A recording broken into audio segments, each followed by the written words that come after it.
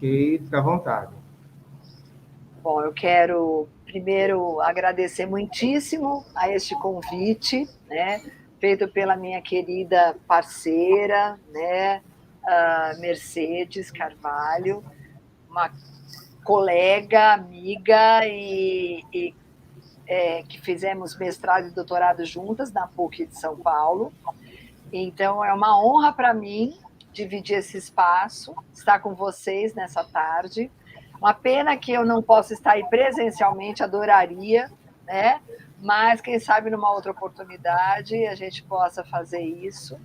Estou com muita saudade de Mercedes, porque a gente também não se vê há algum tempo. Quando ela vai para São Paulo, eu acabo não conseguindo encontrá-la, e quando eu estou lá, ela também está aí. Enfim, precisamos marcar, né?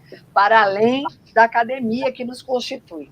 Então, assim, após essa apresentação que ela fez, que eu ouvi, eu quero agradecer também ao professor Ivanderson, né, à Universidade Federal de Alagoas, a UFAL, a Pró-Reitoria de Pesquisa e Pós-Graduação, ao Centro de Educação, à Rede Nordeste de Ensino e ao doutorado em ensino, né? Eu quero, então, agradecer todos e todas que estão aqui presentes. Eu acho que, se você puder só fechar o seu microfone, Wanderson, porque eu acho que fica mais fácil isso, para não dar tanto ruído. Porque essas questões tecnológicas, elas são sempre recorrentes, né? Então a gente não precisa nem se desculpar, porque eu sei que isso acontece com todo mundo. Vivemos isso, né, desde 2020 com mais intensidade.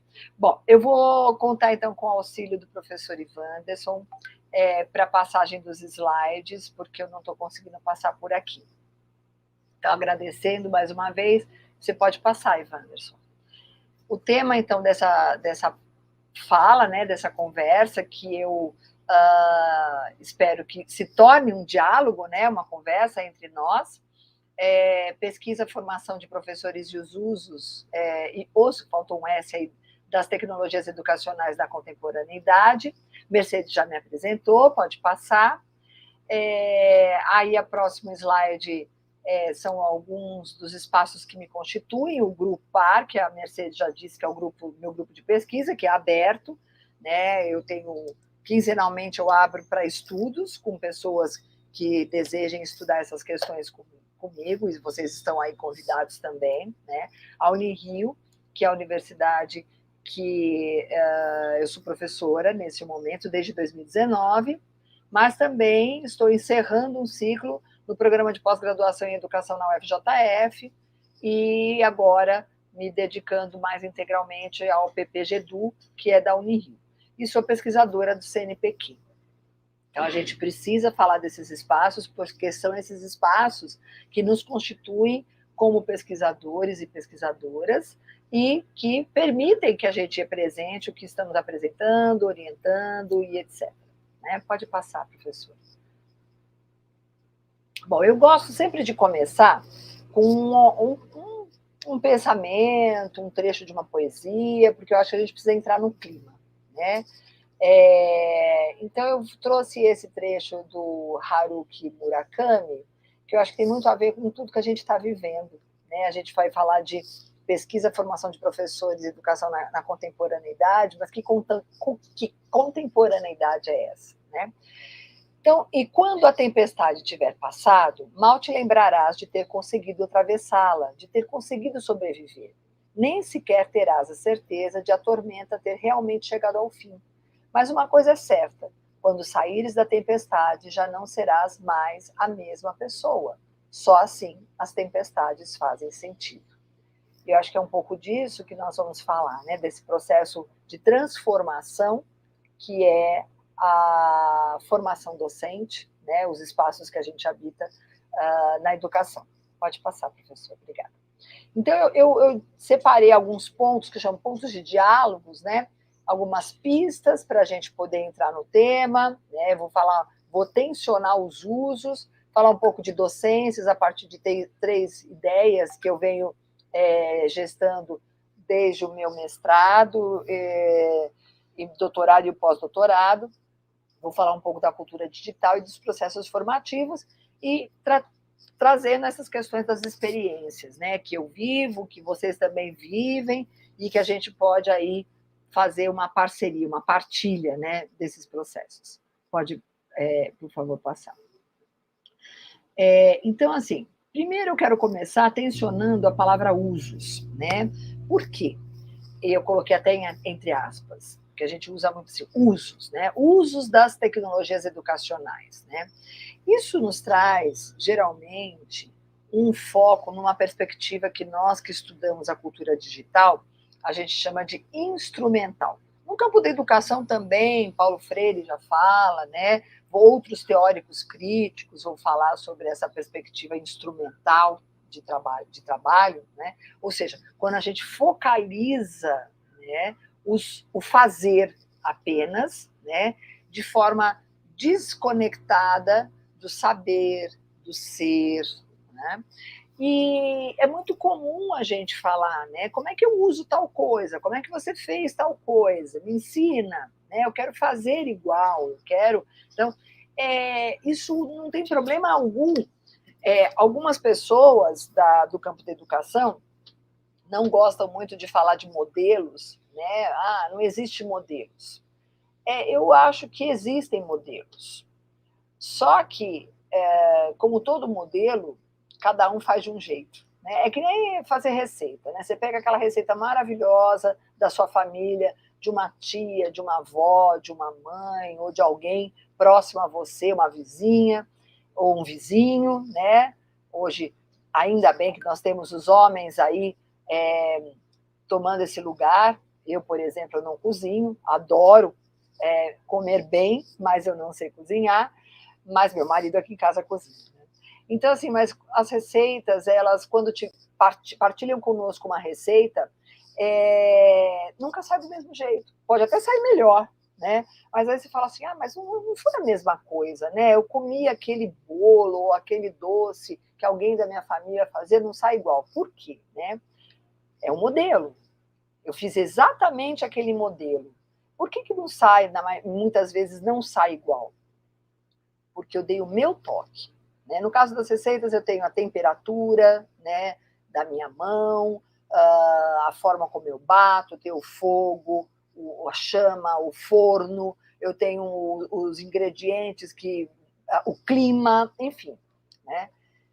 Então, no campo da educação também, né, os modelos que nós muitas vezes usamos ou pedimos aos nossos pares, aos nossos professores, aos nossos colegas, eles são bem-vindos para nos darem pistas sobre o fazer, né? Mas é a partir do nosso toque, da nossa singularidade, né, que aquilo vai acontecer. Então nunca vai sair igual, né? Nunca vai sair igual.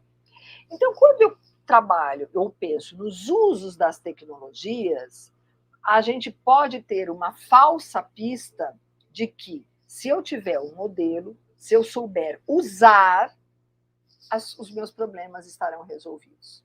E o que a gente tem percebido é que não é bem assim. Né? Se fosse assim, nós pegaríamos qualquer manual, né, de modos de fazer e todo mundo teria sucesso. Né?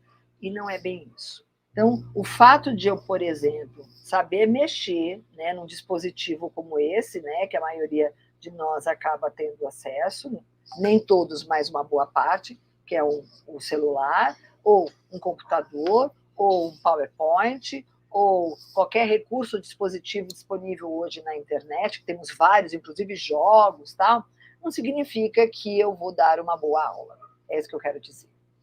Os usos, eles são importantes, eu preciso saber mexer com essas tecnologias, me aproximar, ter uma familiaridade, mas o uso não garante uma mudança, uma transformação na minha docência, né? E nem na minha forma de ver o mundo, de interagir com o mundo. Então, essa perspectiva que a gente chama de instrumental, ela merece atenção, tá? E tem a ver também com as questões de letramento, que eu não preparei para essa fala de hoje, mas que a gente pode tocar se vocês depois desejarem. Pode passar, professor, por favor.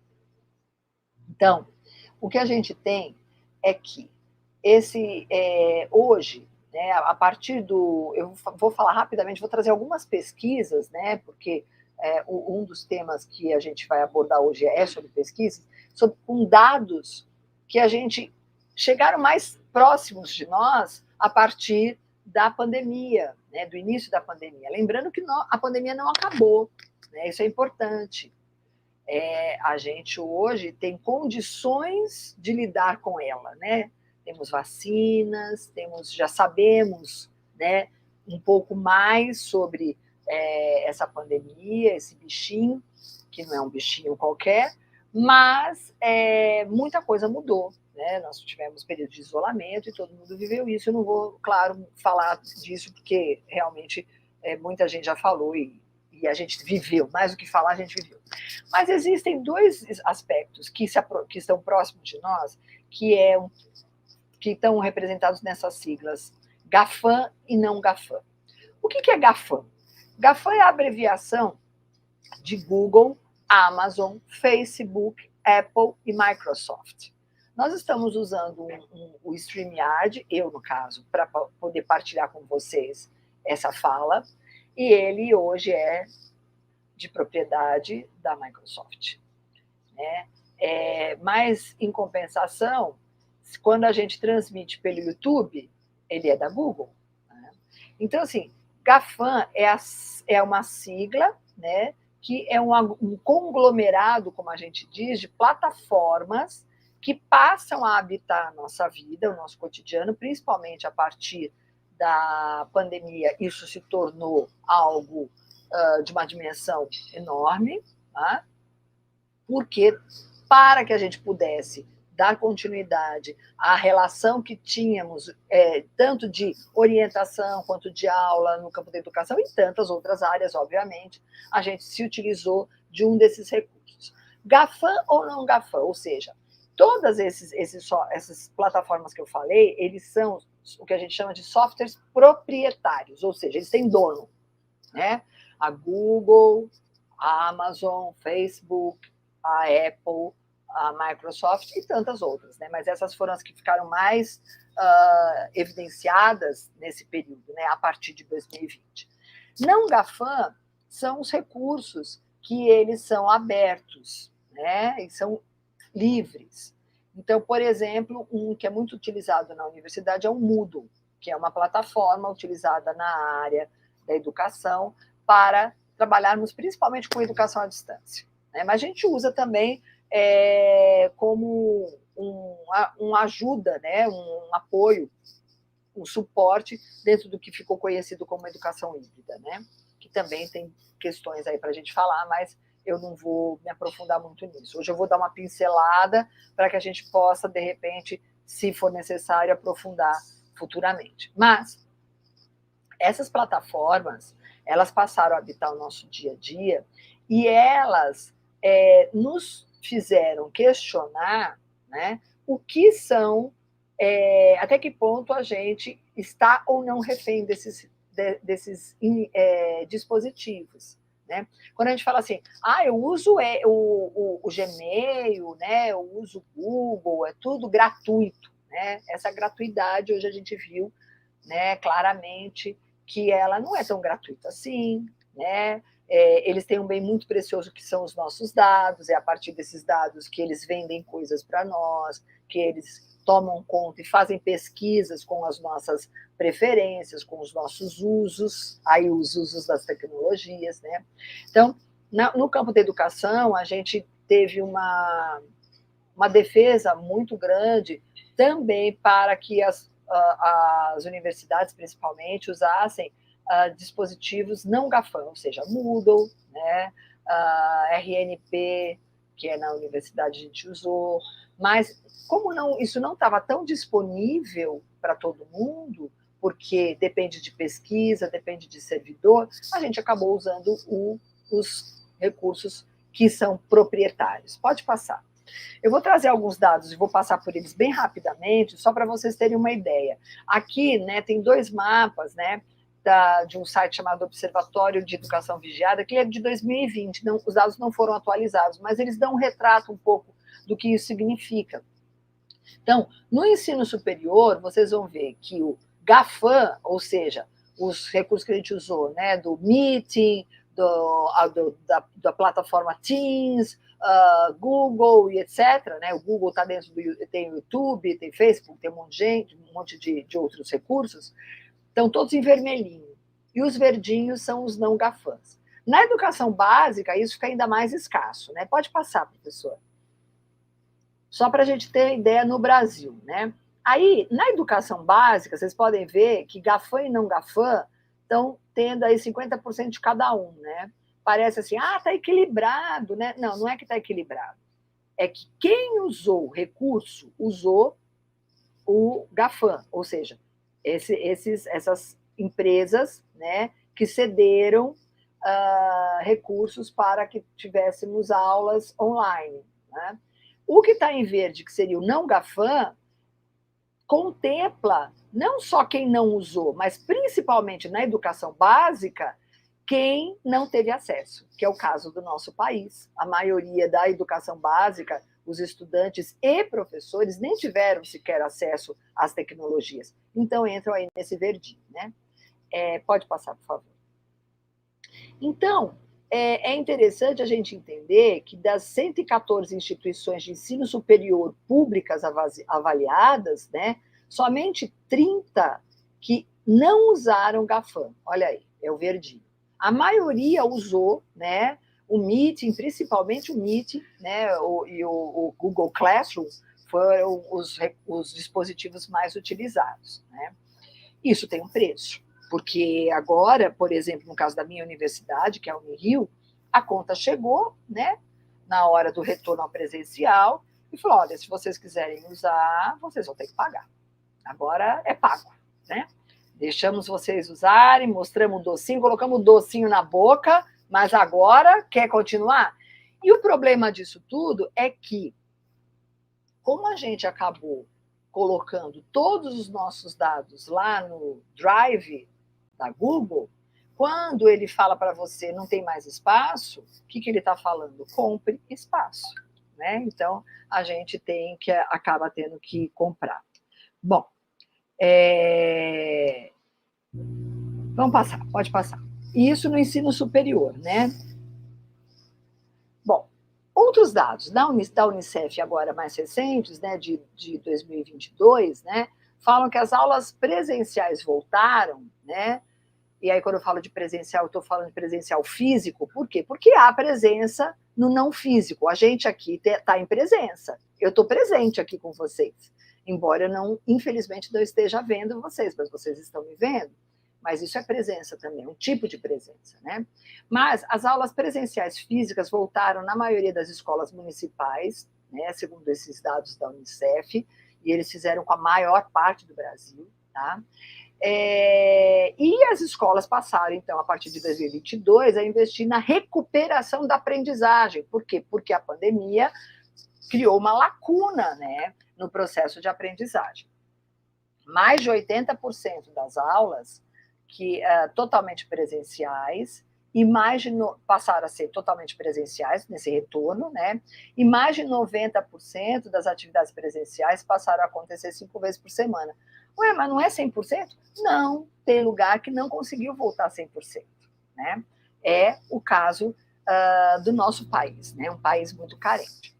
Há uma recomposição e recuperação da aprendizagem como foco principal, porque notou-se que houve uma defasagem muito grande, porque os estudantes das escolas privadas que tiveram acesso aos dispositivos tecnológicos, né, online, a esses recursos que a gente acabou de falar, eles tiveram acesso a ensino, né, às aulas, independente delas serem boas ou ruins, minimamente algum conteúdo foi ali trabalhado. Agora, as escolas públicas que não tinham acesso a chip, a tecnologia, a internet precária e tal, ficaram realmente uma defasagem imensa, porque os dispositivos físicos, né, ou seja, as apostilas que foram trabalhadas, não foram suficientes, porque faltava o professor, claro, né? Então, dentro desse cenário, a gente tem, então, a partir de 2022, né, uma uma dificuldade muito grande nessa recuperação, e principalmente no campo da matemática e da língua portuguesa, né, e que isso se evidenciou, mas claro, em todas as áreas, não foram nessas áreas.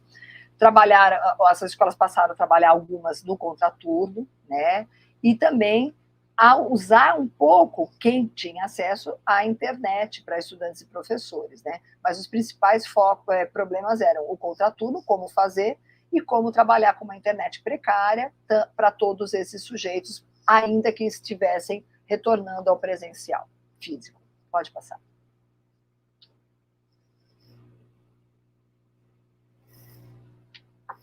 Então, assim, eu fiz uma breve pesquisa, que eu vou rapidamente passar, só para a gente ter ideia de um pouco desse cenário. Eu fiz essa pesquisa no final do ano passado. Então, eu perguntei assim, algumas questões, né, foram propostas para professores de educação básica e ensino superior. Foi uma coisa rápida, eu fiz com 13 pessoas, eu espalhei na rede, tive 13 respostas, era para uma palestra que eu ia fazer, e esses dados, eles são significativos também, né, só para a gente pensar, né. E trouxe também dados de avaliação com os professores da minha universidade, especialmente na escola de educação. Pode passar. Então, eu perguntei sobre as questões das aulas, da instituição, né? Então, assim, uma das perguntas foi, como estão as instituições após o retorno ao presencial? Então, assim, primeiro ponto importante, né, em relação à instituição, dizendo que voltou ao que era antes da pandemia, como se a pandemia tivesse acabado, ou antes do retorno ao presencial físico, né? O cuidado era a questão sanitária, mas o foco principal era a tentativa de, ok, não houve pandemia, vamos continuar de onde a gente parou. O que é um grande problema, porque não dá para continuar de onde a gente parou, porque a vida mudou das pessoas. Muita gente morreu, as pessoas estão fragilizadas, as pessoas deixaram de aprender, os alunos ficaram parados, os professores também, casos de saúde mental e etc., que eu vou falar um pouquinho mais para frente. Então, na educação básica pública, tem a tentativa de totalmente presencial, nada híbrido, preferencialmente, né? E no ensino superior, um presencial que às vezes mescla com atividades síncronas e assíncronas, porque nós tivemos mudança no cenário do aluno do ensino superior. Então, por exemplo, na minha universidade, eu tenho alunos que demoram hoje, até porque os acessos à universidade também pioraram, né, o transporte público a partir da pandemia, então demoram 2, 3 horas para chegar na universidade. Então, pensem, 2, 3 horas para ir, 2, 3 horas para voltar. Isso eu estou falando no Rio de Janeiro, né? Mas alimentação, então, para fazer esse trajeto, para ficar fora tanto tempo, né? Segurança, né? Cansaço. A maioria dos alunos que não eram trabalhadores se tornaram trabalhadores porque precisaram ajudar as famílias, etc. Né? Então, a gente acabou tendo que mesclar um pouco, né, até esse momento. Estamos cada vez mais ampliando os espaços presenciais. Pode passar.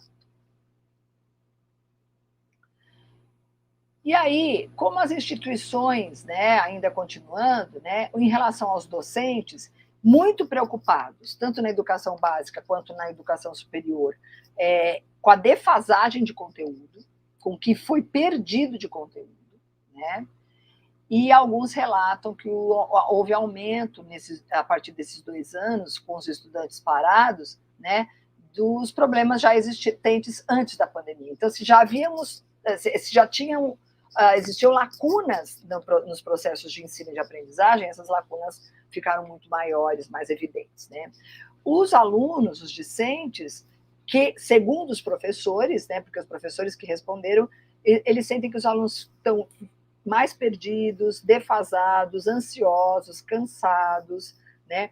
E uma identificação muito grande de problemas de saúde mental, de falta de concentração, e isso tanto em professores quanto em estudantes. Pode passar. Bom, na minha universidade, a gente fez uma pergunta que é, de forma geral, qual o seu grau de satisfação em relação ao formato remoto presencial e síncrono ou assíncrono, né? a maioria dos professores relatou que, tendo 1 como insatisfatório e 5 como plenamente satisfatório, né, de 3, 4 e 5, há uma satisfação nesse hibridismo, né, dessa mistura entre momentos síncronos e assíncronos. Pode passar.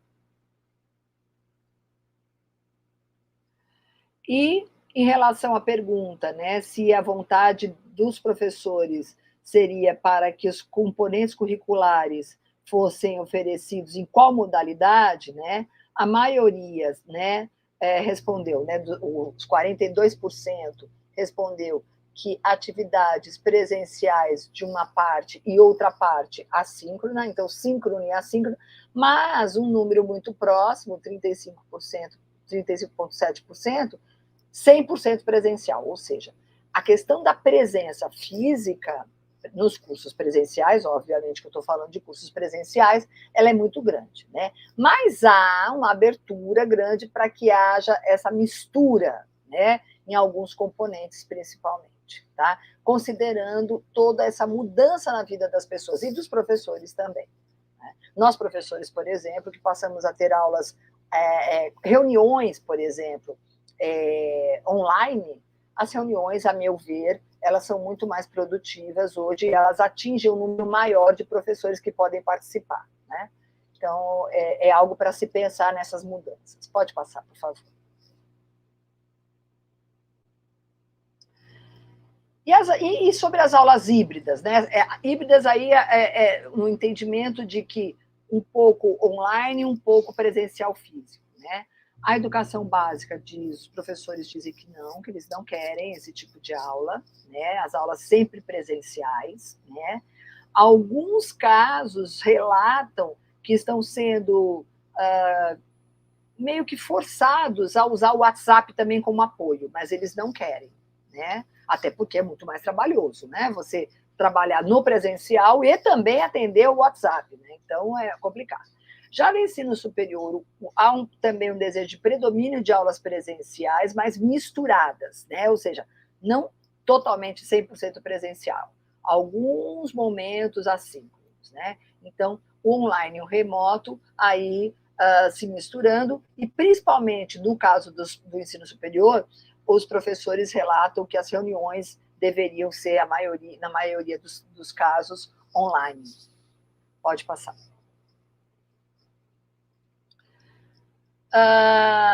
E os estudantes, né, e professores usando mais tecnologia. Eles estão usando mais as tecnologias, né?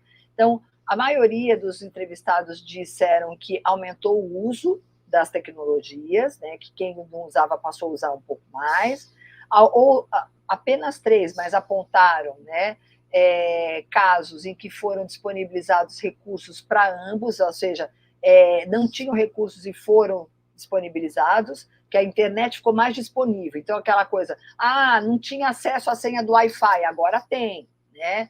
Então, isso é uma coisa positiva. Uso intenso do remoto para reuniões e algumas aulas específicas, e o incentivo da instituição para o uso do WhatsApp foi relatado por alguns professores, principalmente da educação básica. E aí é uma queixa, não é? É um relato queixoso desse dado. Pode ir. Então, um ponto que ficou muito forte nessa conversa, né, que eu tive com os professores, diz respeito à saúde mental, às emoções dos docentes e discentes. E eu vou falar um pouco mais sobre isso, porque isso tem sido negligenciado nas escolas e no ensino superior. É como se assim, a pandemia passou, já estamos vacinados, vamos voltar, e o foco é o conteúdo que faltou.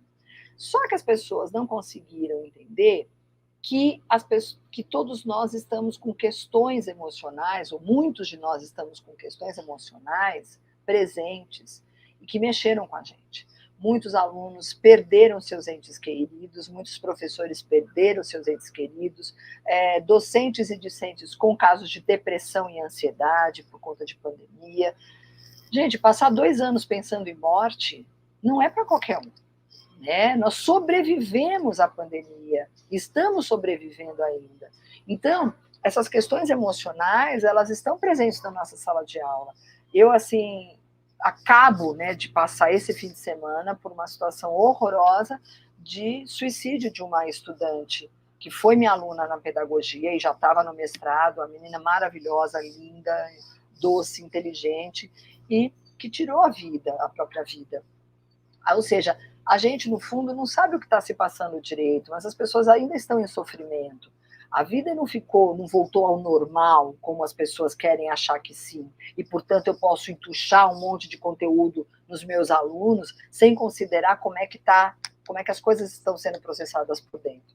Então, quando eu pergunto como estão as emoções dos docentes e discentes, eu vejo que há relatos importantes sobre dificuldade de aprendizagem, mais imaturidade, isso a gente vê nos adolescentes principalmente, eles estão menos solidários, estão mais individualistas, né?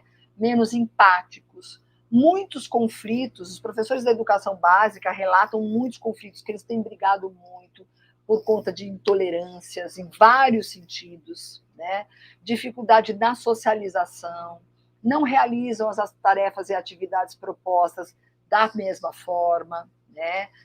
Estão mais sensíveis, choram muito, né? E não sabem, parece que desaprenderam um pouco como estudar, ficaram muito dispersos, principalmente. Não sei se isso vocês têm notado, quem lida principalmente com o discente da educação básica. Os docentes, eles também se queixam de terem dobrado a jornada de serviço. Por quê? Porque além do presencial agora, eles têm demandas que vêm pelo online, que antes já vinham, agora triplicaram, né? Eu sou testemunha disso, né? Isso gera angústia, né? No caso dos docentes da educação básica, eles falam sobre os desafios da alfabetização, muitos relatos de alunos que chegam ao sexto, sétimo ano sem estarem alfabetizados, né? E isso gera indisciplina. Como é que eu posso, por exemplo, trabalhar ou dar continuidade a um conteúdo ou tentar recuperar um conteúdo, sendo que eu tenho alunos com lacunas imensas de aprendizagem? Como é que eu lido com isso, né? E isso, tanto para docentes quanto para discentes, traz emoções à flor da pele, medo, exaustão, essa coisa de estar perdido, né?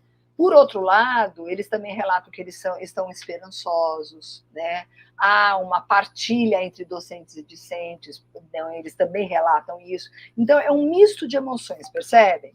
Pode passar, por favor.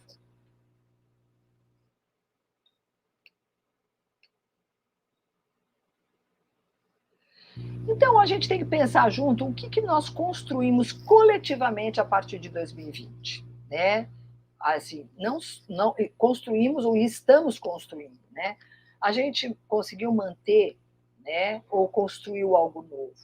Nós podemos desconstruir o que a gente conseguiu aprender que era necessário manter ou que não era necessário manter, né? A gente criou outra cultura ou a gente mudou a nossa cultura e, portanto, também criou outra cultura, né?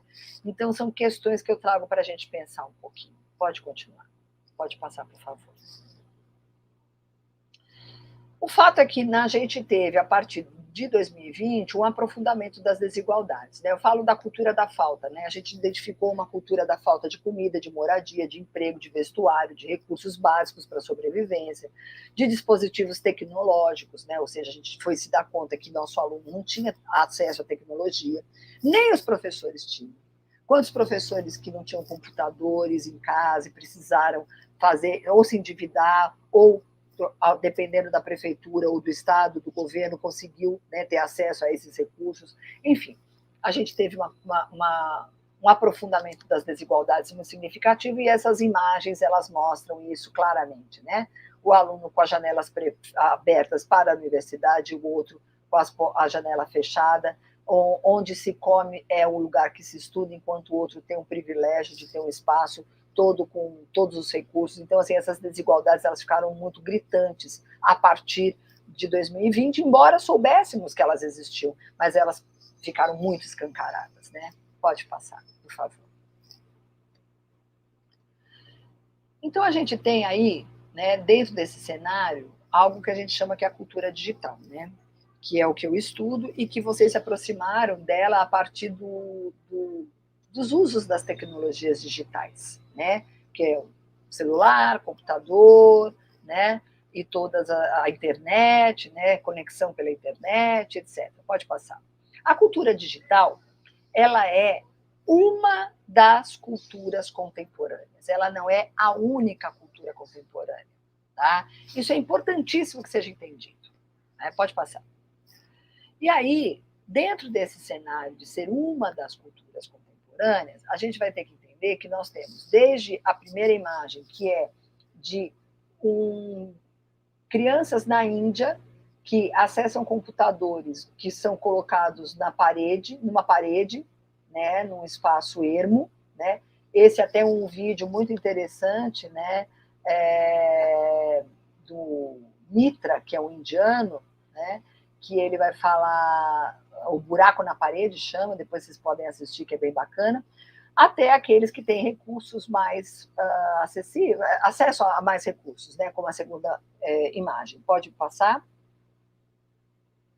Mas o fato que eu gosto de falar é que muita gente fala assim, mas a cultura digital não é para todo mundo. Vamos ver, será? Eu tenho um texto, né, que fala que a gente tem que entender que a cultura digital, a gente tem uma cultura digital não porque a gente usa a tecnologia. A gente tem a tecnologia porque tem uma cultura digital. Isso que é importante. E isso Deleuze vai falar, né, que antes da máquina tem sempre o social. Então, ela é uma cultura de misturas, mas essa cultura ela só aparece pela demanda social de criação de dispositivos. Então, é uma cultura que demanda a criação de dispositivos, e por isso eu passo a ter a tecnologia digital. Então, é por conta da cultura digital que eu tenho a tecnologia digital, e não o contrário, como muita gente pensa. Né? O fato é que a gente está produzindo essa cultura. Né? Então, quando a gente fala assim, mas agora o mundo está uma porcaria, ou o mundo está maravilhoso, mas isso tudo é uma produção nossa. São as formas como a gente escolhe usar, né, e trabalhar com isso, ou se permite usar. Vou dar um exemplo muito claro. Quem usa, por exemplo, o Facebook, de repente apareceu lá no seu Facebook, olha, você está comemorando 10 anos de amizade com fulano ou fulana. Aí você passa a comemorar aniversário de amizade no Facebook. Isso é uma demanda que foi criada por aquela tecnologia, mas não era uma demanda sua. E você pode falar assim, eu lá quero comemorar aniversário de Facebook, me poupe, eu conheço a pessoa desde que eu nasci, vou ficar comemorando. Mas as pessoas entram na brincadeira. Né? E eu falo, vou entrar nessa brincadeira. Tal. Mas na hora que você vai ver, você já está dentro dessa cultura e usando, e mais que isso, refém disso. Né? Nós temos até filmes que tratam muito disso. O quanto que vocês, estudantes, e eu também como professora, a gente não consegue ficar muito tempo sem dar uma espiadinha. Né? Os nossos estudantes da educação básica também, nossas crianças. Né? Então, assim, é uma cultura que foi forjada por nós, mas cujos dispositivos, e hoje a gente está falando de inteligência artificial, né? Vocês devem ter ouvido falar, né? Do tal de chat GPT, que está aí bombando. Mas, o que a gente faz com isso? Na minha aula não entra, eu proíbo, não entra. Ok, isso resolve o problema? Pode resolver o problema na sua aula, mas resolve o problema social, né?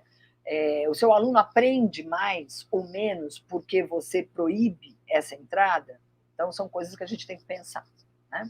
Pode passar, por favor.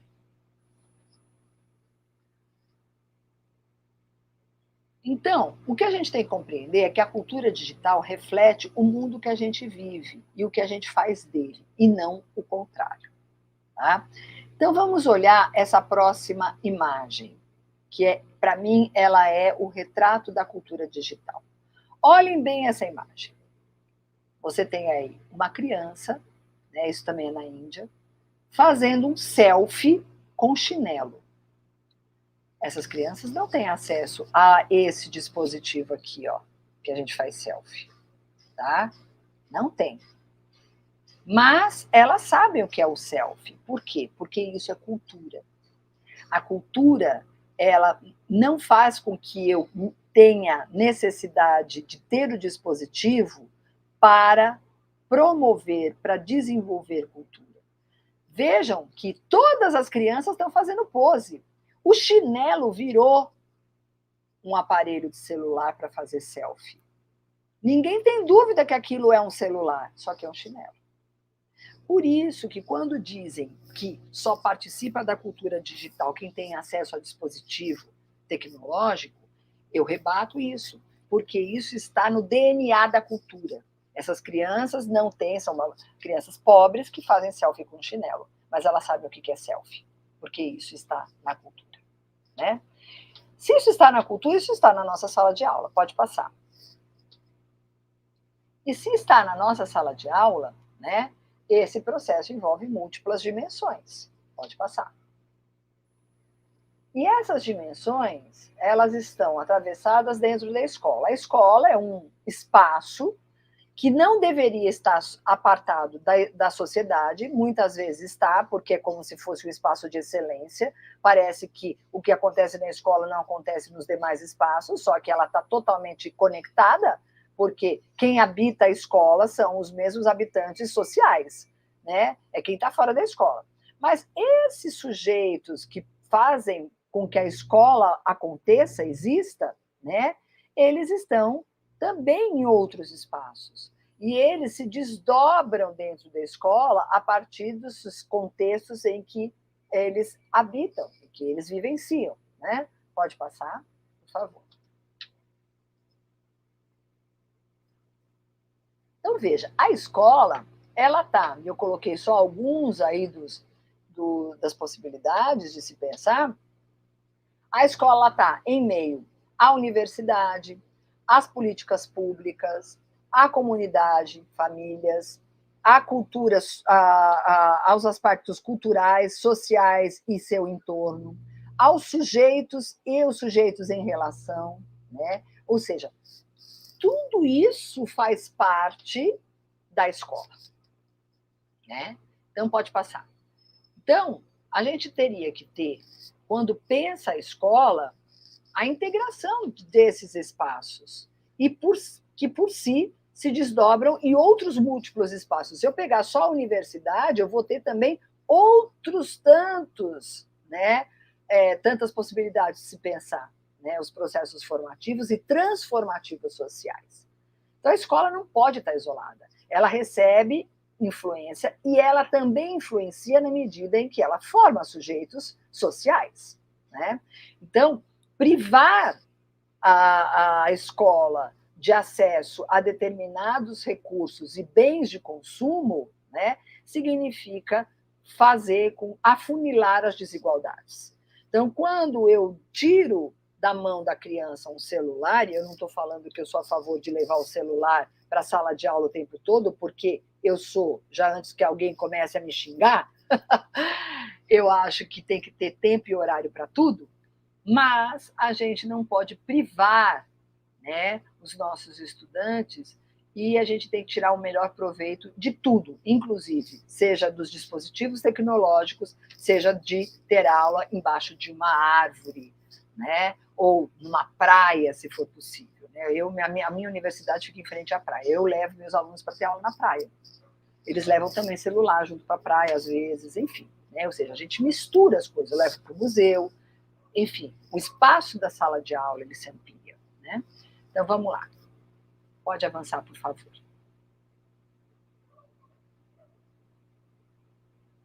Então, o que a gente tem que tomar cuidado é que a educação contemporânea, né, que eu falo que no título tem, né, essa questão de pensar a educação contemporânea, ela não pode resultar numa docência e num docente assim, que às vezes eu me sinto desse jeito, e aposto que vocês também, né? Você tem aí multitarefas, né? Você tem que dar conta de tudo, né? Do trabalho, da casa, da criança, do cachorro, das contas, da comida, da limpeza, enfim, do livro, do estudo, né? E isso é que faz com que a gente tenha uma condição de saúde mental hoje, social, muito grave, né? Então, vamos lá. Pode passar. Então, como que a gente tem que pensar coletivamente nas docências contemporâneas, né? Eu não vou me aprofundar em cada um deles, porque eu vou deixar para vocês, né, uma obra em que eu trato especificamente de todos esses processos. Mas, dentro dos processos formativos, né, da educação contemporânea, eu formo docentes para lidar com esse cenário, né? E as possibilidades que emergem de um cenário a partir de 2020, que mudou a sociedade, mudou as nossas vidas, nos faz pensar com mais intensidade as relações entre família e comunidade e com as famílias e comunidades, porque se quem teve a oportunidade de dar aula remotamente percebeu o quanto que a gente teve a nossa casa, né, o nosso espaço pessoal invadido e invadimos o espaço do outro, né? Vocês, por exemplo, estão aqui me vendo dentro do meu apartamento, né?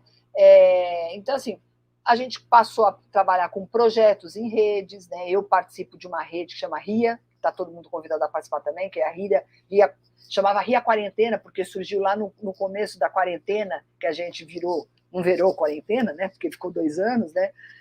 Praticamente, ou mais que isso, em alguns casos, mas é uma rede interinstitucional de ações de pesquisa. A gente passou a fazer live, conversas online, podcast, etc., seminários, né? Ou seja, a gente começou a trabalhar numa outra perspectiva mediada pelas tecnologias. E aí, algumas pistas para trabalhar essas docências contemporâneas que eu trago, elas estão dentro desses conceitos, que é a linguagem emocional, a mediação partilhada, percursos formativos e aprendizagens em rede com a cultura digital. Esses conceitos, essas ideias, eu trago dentro do meu livro, ele é aberto, eu vou partilhar com vocês daqui a pouco. Vocês podem pegar aí o celular de vocês, porque vou partilhar por QR Code, mas vocês vão também ter essa aula gravada, então não vai ter problema. Mas, assim, o que é linguagem emocional, né? Eu trabalhei com esse conceito no meu mestrado, e ele é a intenção, porque eu descobri no mestrado que a gente contagia o outro com as nossas emoções. Se eu tiver de mau humor, eu contagio o outro com o meu mau humor. Se eu tiver de bom humor, eu vou contagiar com o meu bom humor. Por quê? Porque a emoção é uma reação orgânica. E eu consigo contagiar o outro. E se eu, como professora, eu estou, claro, sintetizando isso, porque eu sei que eu passei já bastante do tempo se bobear, porque eu falo pra caramba, e eu quero ouvir um pouquinho de vocês. Mas, assim, se eu intencionalmente quiser provocar em vocês uma emoção que abra para a aprendizagem, eu posso fazer isso. Né? Eu uso uma linguagem que tem essa intenção. Né? Por isso que a gente tem professores que nos causam repulsa e professores que nos acolhem, né? Que a gente até fala assim, nossa, eu não gostava daquela matéria, mas aquele professor era tão legal que eu passei a amar, ou o contrário. Nossa, eu adorava aquela matéria, aquela disciplina, e passei a odiar, porque aquele professor ou aquela professora é um porre, né? E aí a questão é a linguagem emocional, é a forma como eu crio vínculos, eu posso transformar essas relações, né? E as aprendizagens, elas se dão a partir dos vínculos que eu crio. Então, que tipo de relação eu quero ter com esse professor e com esse aluno, né? Um outro conceito que eu trabalho na docência contemporânea é o que eu chamo de mediação partilhada. É quando eu entendo, principalmente nós que trabalhamos com ensino superior, que o meu aluno, no caso, é um adulto, né? Então, eu não posso trabalhar com ele da mesma forma que eu trabalho com criança. Ele tem todo o repertório. Se a criança já tem um repertório para partilhar, né, já diria Paulo Freire, o adulto mais ainda. Então, a minha sala de aula precisa ser um grande laboratório de partilhas, de processos de ensino e de aprendizagem. Não sou só eu que tenho a ensinar. Meus alunos têm muito a ensinar, né? A partir da forma como eles se apropriam daquele conhecimento, da forma como eles partilham aquele conhecimento, como eles constroem aquele conhecimento. Mas isso só vai acontecer se eu trabalhar dentro do que eu chamo de mediação partilhada, ou seja, uma mediação que ela não é centrada no professor, mas ela é partilhada com o aluno, porque os dois são protagonistas, né? Eu sei que tem muita gente falando de metodologias ativas por aí, e eu tenho algumas restrições, porque as metodologias, para mim, elas sempre foram ativas, ou deveriam ser, né? Mas a metodologia ativa, ela fala que o protagonista é o aluno, e eu discordo, porque eu acho que o protagonista ele não é só o aluno, é o professor também. Eu não gosto do descompasso, né? Ora, se eu coloco o protagonismo no professor, eu estou trabalhando dentro de uma perspectiva tradicional ou conservadora. Se eu coloco no aluno, eu estou trabalhando numa metodologia ativa, como é chamada. Eu quero o equilíbrio. Os dois são fundamentais para os processos de ensino e aprendizagem. Então, os dois são protagonistas, né? E isso faz com que eu pense nos percursos formativos que eu chamo de abertos, porque todos colaboram, né? Então, são percursos formativos, não tem fim, são trilhas, são trajetos que a gente constrói de formação e não vão parar nunca de fazer isso, né? E essas aprendizagens, então, elas são em rede e muito apoiadas pelos dispositivos tecnológicos, né? Então, hoje eu já indiquei filme para vocês, posso indicar outros tantos, eu vou indicar um livro, ou seja, isso é a rede, você vai indicar para o outro, né? E você assistir um filme e você fala, nossa, eu posso trabalhar isso com o nosso aluno, eu falo que o professor nunca tira férias, né? Porque a gente está em férias, vê alguma coisa, já fala, eu vou trabalhar isso em sala de aula, né? Isso são as aprendizagens em redes, por isso que meu grupo de pesquisa chama aprendizagem em rede, né? Em rede com a cultura digital, mas não só com a cultura. Eu trabalho com a cultura ambiental, eu trabalho com múltiplas culturas. Mas isso tudo tem que estar previsto e articulado com as políticas públicas para que se torne viável, porque senão eu faço tudo mais ou menos possível, né? Então, o processo formativo tem que estar vinculado às políticas públicas em todas as instâncias. Pode passar, por favor. Então, assim, eu já estou finalizando, mas é preciso, então, ter atenção à saúde mental dos docentes e discentes, como eu falei, o respeito às linguagens, prestigiar, acolher, dialogar, a infraestrutura, porque não adianta, por exemplo, eu falar, olha,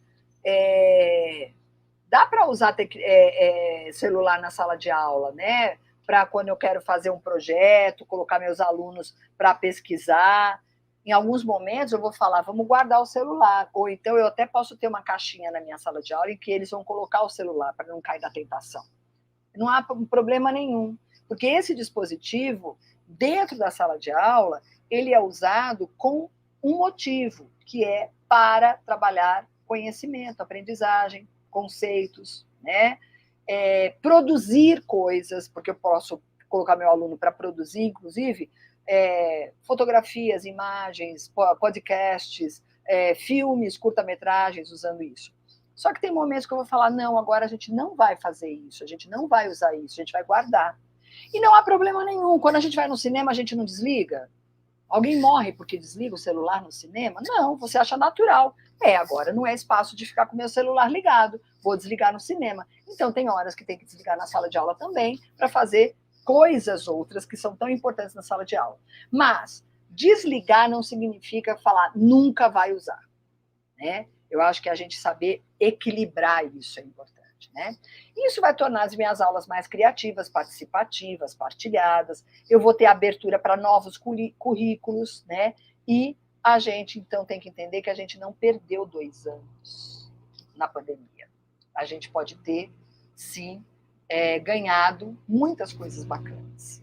Conhecer outro lado da história dos nossos estudantes e eles das nossas histórias, né? Conhecer tecnologias que eu não tinha contato e etc. Pode passar?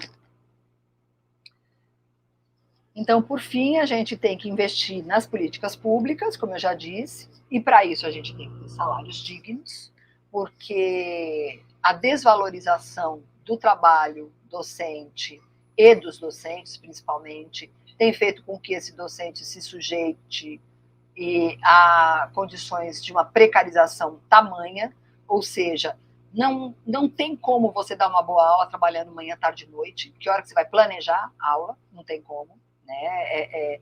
Então, assim, salário é importante falar, e a gente tem que falar e exigir de todos os nossos governos. Por isso que eu falo, quando eu falo de política pública, eu não falo só de como usar, instrumentalizar, colocar um monte de computador. Não, vão pagar direito os professores, vão pagar decentemente para sobreviver, para poder fazer uma boa formação, né?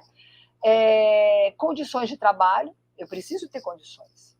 Não adianta nada eu querer ter aula criativa se eu não tenho nada, né? Eu preciso de de recursos também, né? O ambiente tem que estar saudável, eu tenho que ter uma gestão que efetivamente ela seja de partilha, de confiança, democrática, né? E tenho que ter investimento nos espaços culturais, nas comunidades, na assistência à saúde, etc. Né? Então, as políticas públicas, elas são muito importantes nesses processos. Tá? Pode passar, por favor.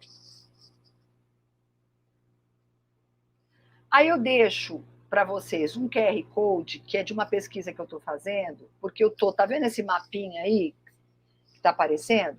Esse mapa, eu estou mapeando grupos de pesquisa e pesquisadores que trabalham com a cultura digital e com as tecnologias. Então, se você trabalha com isso, ou conhece alguém que trabalha com isso, você pode partilhar a partir desse QR Code e entrar na minha pesquisa, porque aí o seu grupo de pesquisa vai aparecer no mapa. Eu não só estou mapeando no Brasil, mas estou mapeando a América Latina e eu espero mapear o mundo todo. É um braço da minha pesquisa no CNPq.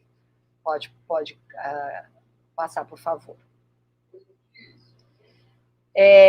Para participar da pesquisa tem esse formulário, mas por aquele outro também você consegue acesso, né? Mas aí esse QR Code já dá acesso a um formulário para você participar da pesquisa, para você preencher.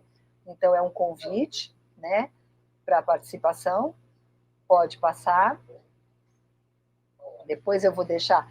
E aqui eu deixo o meu livro, que ele é aberto, né, digitalmente, que é Formação de Professores na Cultura Digital, Aprendizagens do Adulto, Educação Aberta a Emoções e Docências.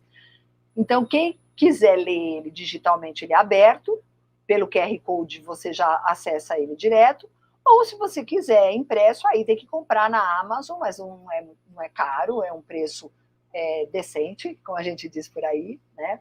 E vai ser um prazer a gente, se vocês quiserem ler, a gente conversar e me procurarem para a gente debater sobre tantas coisas que eu acabo falando nesse livro e que me dará muito gosto.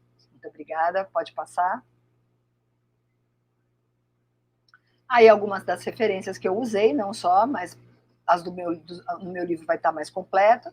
E, por fim, eu vou deixar uma frase que é duas na realidade, né? Uma do Paulo Freire e do Belchior. Além dessas situações e em contradição com elas, encontra-se algo não experimentado.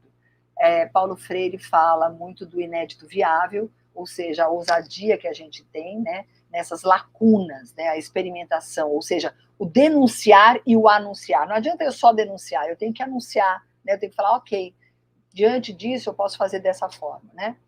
E fecho com Belchior, né? Ano passado eu morri, mas esse ano, com certeza, eu não morro, nós estamos construindo aí, né, cada vez mais uma educação de qualidade. Então, agradecer mais uma vez ao FAO, à Mercedes, né, ao Ivanderson e a todos vocês, a todas, por essa oportunidade de diálogo. Muito obrigada.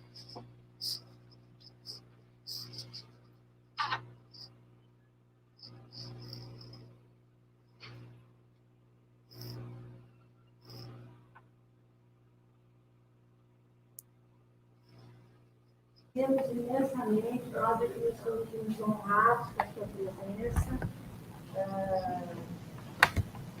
Creio que foi muitas coisas que você trabalhou aqui, certamente os alunos, nos questionamentos que eles fazem, eles também tiveram ter a oportunidade de ver que eles estão no caminho certo, que realmente a questão da cultura digital não dá para deixar para trás, muitos professores, incluindo a mim, mesmo com toda a tristeza que a pandemia pode ter trazido, ela acabou gerando coisas positivas, exitosas, atividades exitosas. Então, em função disso, quando eu voltei para dentro da sala de aula, não dava para ser a mesma. E, por conta disso, eu agrego as atividades, a um ensino híbrido, trago atividades síncronas, assíncronas, porque, inclusive, forma-se um professor para trabalhar com essa juventude que o celular faz parte do seu cotidiano, faz parte da sua cultura. Então, professora, estou chamando de professora porque estamos no ambiente formal. Mas, para vocês saberem, nós somos amigas há mais de 20 anos, estamos juntas e fazemos parte de uma confraria. Então, quando ela falou que ou eu estou aqui ou ela está lá, que a gente não consegue se encontrar, é por isso. Porque é um grupo de 5 professoras, todas professoras universitárias, e desde 1990, o ano não tinha nem virado ainda, nós mensalmente nos encontrávamos para almoçar. Ela saiu primeiro no concurso público e eu saí depois, e as 3 ficaram. Então a gente começa a rodiziar. Eu estive em São Paulo na época das férias e encontrei com as outras 3. Aí eu vim embora, ela foi para São Paulo, encontrou com as outras 3. Mas eu ia só isso até falei com ela, já não tem problema, ela vai vir na segunda-feira, a gente vai se ver, tá bom? Então, Adriana, professora, muito obrigada pela colaboração, pela sua delicadeza, inclusive compreensão com os problemas técnicos que nós tivemos. E eu gostaria de que até essa matéria, quem quer fazer um questionamento para a professora, perguntar alguma coisa, inclusive relativa à sua tese, microfones abertos, que ela realmente vai ter o maior prazer em responder, vai ficar feliz de trocar as informações com vocês.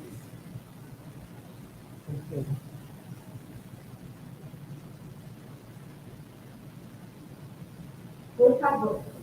Só uma curiosidade com relação à selfie. A selfie do Milagre foi registrada por uma pessoa que estava com o celular. Então, só mostrar que a mistura digital também tem esse detalhe aí, que alguém teve a cuidado de fazer o celular. Mas ela também estava inserida, então, ele estava no fundo. Você ouviu, Adriana? Você está com o áudio fechado. Desculpa, eu não consegui ouvir direito, porque eu só ouvi o negócio da selfie. Alguma coisa de selfie. Boa tarde, professora. Oi. Boa tarde, querido. É só para registrar uma curiosidade do fato, né, que muitas vezes passa despercebido. E no registro lá da selfie dos meninos, quando ele mostra, no registro lá da selfie dos meninos com chinelo, um agente, uma pessoa, foi quem registrou a foto. Então, ela também estava fazendo parte dessa cultura digital. Só para mostrar que tem esse detalhe. Tá claro, bom? Obrigado, professora. Claro. Sim, com certeza. Né? Alguém registrou aquela imagem, bem lembrado, muito bem lembrado, é isso aí. Mas é interessante você ver o quanto que essas crianças, porque isso faz parte de um filme, que é aquele que eu falei, né? Aquele documentário, O Buraco na Parede, do Sugata Mitra.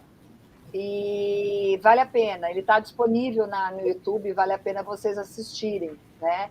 Então, são, assim, mas é bem antigo esse documentário, inclusive, em que ele vai mostrar que ele colocou um computador na parede, numa área muito carente na Índia, né? Uma comunidade carente, e deixou lá.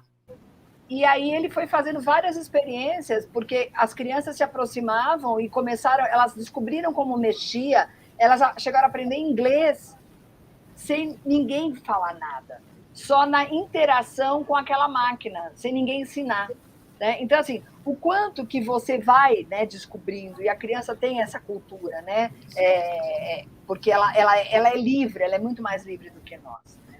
Então, isso está, né, mesmo que quem não tem tecnologia tão acessível, sabe o que é uma selfie, sabe o que é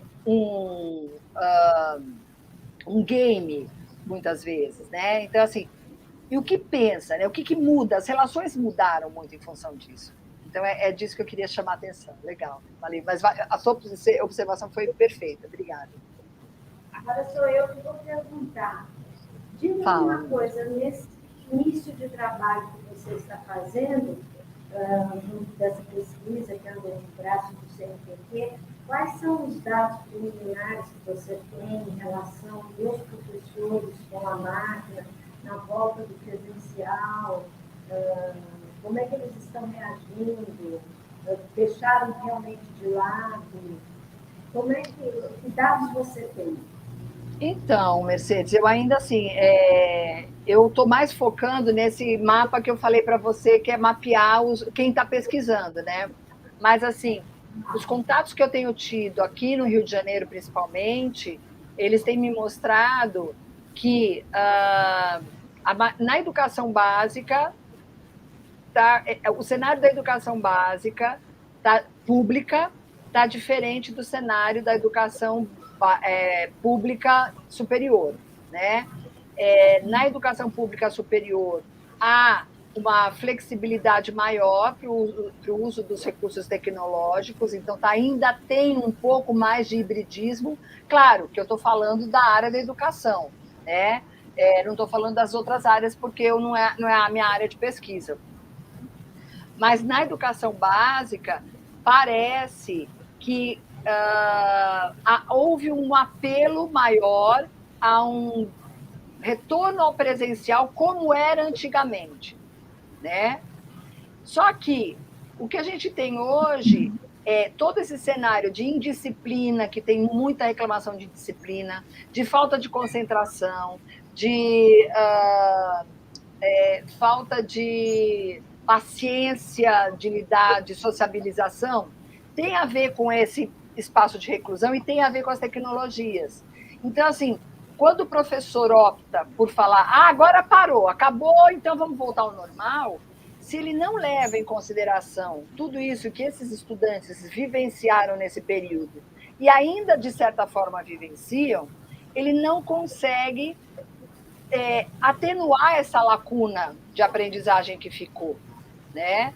Então, assim, e no caso do ensino superior, o índice de problemas de saúde mental, ele está uma coisa aviltante. Na educação básica também, mas no ensino superior, a maioria dos alunos tem uma queixa grande em relação à ansiedade, à depressão, né, à insegurança, a falta de concentração, de não conseguir concentrar, não conseguir ler, demorar mais tempo do que o habitual para ler, né?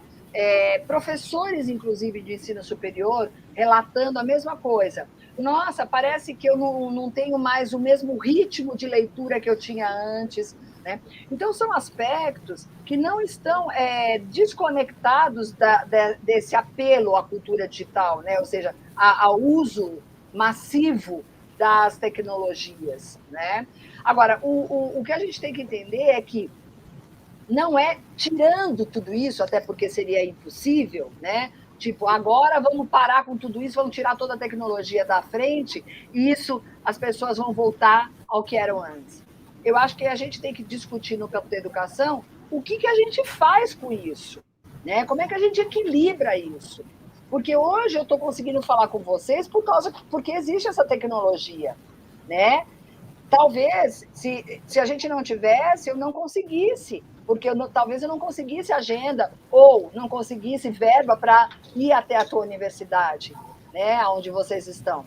Então, assim, existem questões que são muito boas nisso tudo, as relações elas são importantes e potentes, mas as pessoas parece que elas ainda não conseguiram descobrir totalmente, com mais naturalidade no campo da educação, de que forma isso pode nos ajudar. Por outro lado, eu tenho também relatos de muitos professores que nunca tinham mexido e que descobriram o quanto que isso é potente, como você acabou de relatar, né? Olha, eu, apesar das dificuldades, né, apesar de tantas questões, né, que a gente vive, eu tenho trazido para a minha sala de aula. Né? Então, assim, uma professora que está conectada, que sabe da importância de formar professores que entendendo que essa cultura está presente. Né? Então, é isso que a gente espera, que a gente consiga cada vez mais integrar e não cindir. Né? Agora vamos trabalhar com tecnologia. Não, olha, você está com seu celular aí, você pode pesquisar tal coisa para mim? Ou, olha, agora você pode guardar o seu celular, porque não é momento, nós vamos fazer outra coisa? Ou seja, naturalizar um pouco mais, né? Entender que isso faz parte. Né? Professora, a gente já está começando a ter aqui problema de conexão, que tem hora que cai. Porque aqui em Maceió teve uma queda de árvore, nós tivemos um pico de luz ontem, a UFAO hoje começou sem energia, aí até o meio-dia a gente só tinha energia, agora que voltou a internet. Mas ela está muito instável, tá bom? Então nós vamos encerrar porque já está ficando. Professora, olha, muito obrigada de coração. Eu acho que a tua fala, inclusive, para mim, serviu muito, porque respondeu a muitas coisas, né, que vem, porque eu não sou da área da tecnologia, né, eu sou uma usuária da tecnologia. Mas durante a pandemia eu tive grandes aprendizagens tecnológicas. Então, para mim, foi muito ilustrativo, foi esclarecedor. De coração, muito obrigada pela sua disponibilidade, tá certo? E espero que nós em breve nos vejamos, porque a última vez que nós nos vimos foi no pós-doc. Em Portugal. Em Portugal. Tá bom? Olha, querida, muito obrigada, Mercedes. Um beijo grande a todos vocês. Sintam meu abraço. Obrigada. Tchau, tchau. Beijo, tchau, tchau. Obrigada. A tecnologia é muito boa, mas quando ela está em casa, acontece alguma coisa, fica complicado.